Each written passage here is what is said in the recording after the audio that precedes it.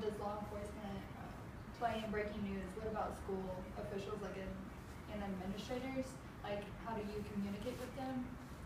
In any situation where a breaking news situation would happen, we're going to get tips like that. We're going to get the tip, and we cannot report it until we actually hear it from law enforcement. Okay. So if in a situation like today there was a bus crash that's involving a lot of kids, we knew about it probably 20 minutes before we got it confirmed. Law enforcement plays a huge deal in any situation like this. So until we hear it from Knoxville Police Department or the Knox County Sheriff's Department, we cannot report it. That's the way it goes. And we're going to, the first two people we're going to reach out in any situation like this will be school officials to confirm anything that might have happened, because we can't assume, because then you're not going to be a reliable source to your viewer. So you have to reach out to the school officials and law enforcement, or you can't report it. Okay.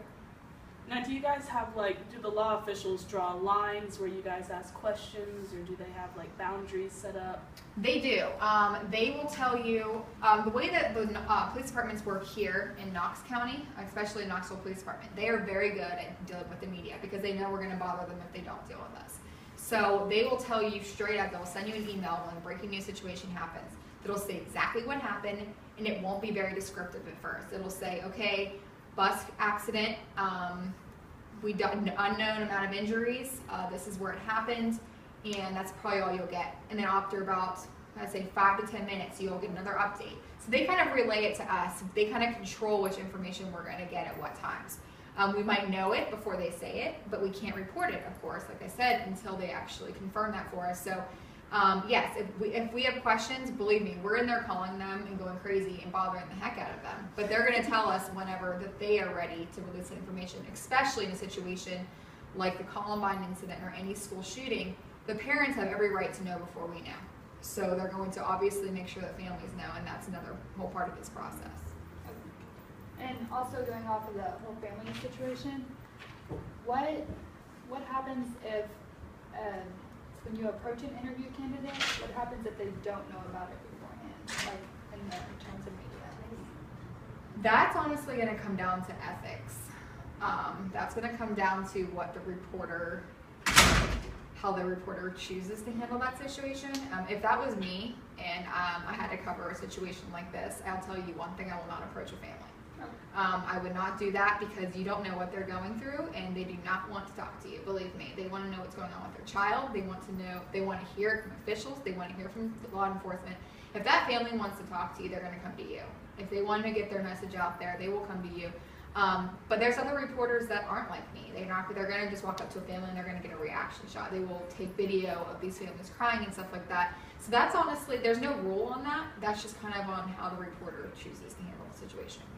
So you guys don't have like let's say there's a school shooting, you guys don't have like a time period before you can start talking to students? Because I know, like, during Columbine, the reporters were ready to talk to the students right when they were getting off the buses. So no, they were calling them when they were in the school. Yeah, and they were like calling them while they were in the school. There's no rule. It's just going to come down to how that person would handle it, honestly. I mean, for some reason, a lot of media outlets, they want to be first, and that's understandable, because you want to be the news source that people are going to go to. But there's also places where you would draw a line. And again, that's all going to come down to the ethics of that reporter and what that news director is telling that reporter to do.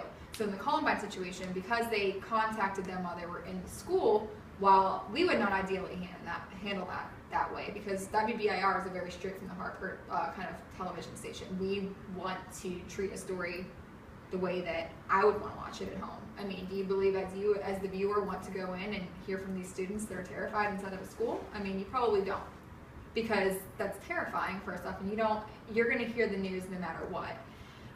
But yes, there's no rule on how it's going to handle it, because there's going to be times where your news director would say, hey, you need to get out there, and you need to get a family, you need to get to these students.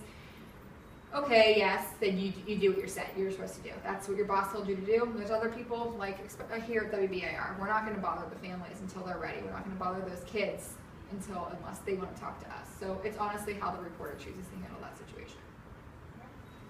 I know there's like live interviews, but half the time, are they even really live, or are they like reviewed before they're aired?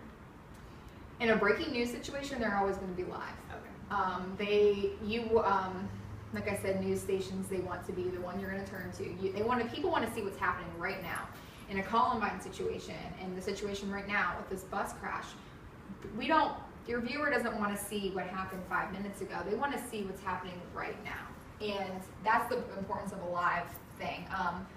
You have to really be thinking on your toes, and you have to be smart while you're talking, which is kind of intimidating whenever you're flustered with all this new information coming at you, and you have people calling you and saying, we just got this confirmed, we just got this confirmed. So you kind of have to have this side of your brain saying, I can't say this, but it's not confirmed yet, and this side saying, okay, I can say this. So most of it's going to be live in a breaking news situation, but like the stuff that you see tonight at 11, it's probably not going to be live. All those interviews will be taped, but right now, since all this stuff is going on scene, in a situation like Columbine where everybody was still on scene, they will be live until that scene clears. Okay.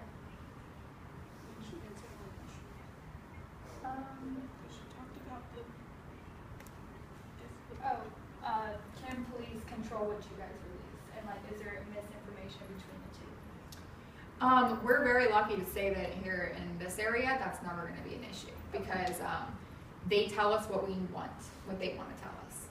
What they don't want to tell us, we won't find out. And if we do know it without them telling us, we still won't report it. Because solely for the fact that, you have to have a good relationship with law enforcement in this business, or you're not going to get the information you want. So just keep a positive relationship with these people. There's some things too there's probably a lot from the Columbine situation that we never heard because law enforcement didn't want to release that to the reporter. So they pretty much do. They do control what we say, because if they don't tell us, then we can't report it. Unless you're, again, unethical and you just do what you want. But in any news station these days would not do it without law enforcement. And a negative example of that was in the case of Columbine. The sheriff was in a media release, and he was telling the press about what he thought had happened, and he let out misinformation about the body count and how many shooters there were, and that was released, and it caused an uproar because everyone was like, 25 students are dead, like there's 8 shooters, and it blew everything way out of proportion, but it was released because speed trumped the accuracy and the reviewing of the news, so that's not a problem anymore. That wouldn't be a problem in this case. That could happen. I mean, that could happen any day. I mean, if law enforcement, if any situation, if it was a random situation where 3 people died, and the law enforcement came out and said that they miscounted. They said there was 5 people, and we later find out there was 3 people. That still can happen. In a lot of situations, I'm pretty sure that they're just as flustered as you are, and they're just trying to figure out the information, and they have to talk. Believe me, in a situation like that, they don't want to talk to you, but they have to do it. It's part of their job. And it's you would hope that wouldn't happen, I would say, but that could still happen today. I mean, it could happen if they are just, okay, we're still on scene, there's still bodies there, we need to figure this out, but they don't have, I mean, they say what they know at that second. They're not going to lie, they're not going to exaggerate it. They say what they know at that second, and then from there on, if it changes, they will correct themselves. We do sometimes we'll get like correction press releases or something like that. It's just kind of a cycle of if the people who are there to confirm what you know or can report don't know, there's like, it's kind of just, you get stuck sometimes. Yeah, and most of the time they won't release it if they don't know. We have a lot of, like I said, we have a very good relationship with law enforcement here. So they'll tell us, he will say, not much information yet, but we'll keep you posted. We'll let you know when we have more details. So they're pretty good at that. I'm sure that they've learned a lot over the years too. That's much better, because I can remember from seeing the news sometimes people will say, we don't have information enough on this topic, but stay tuned or something. I feel like that is a way better way to handle it than just saying, well, it might be 25, but it could be 10. Like, you never know. Yeah, and we won't say in, like I said, in a situation like that, like our news director right now, during this breaking news situation, we have her walking around the road, and she's telling you what you cannot and what you can say, what you can tweet. I mean, social media now plays a huge role in our jobs.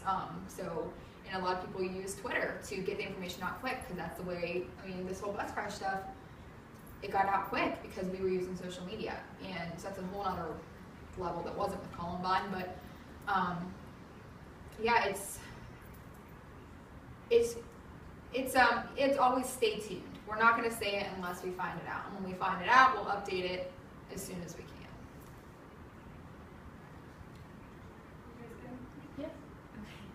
That was perfect.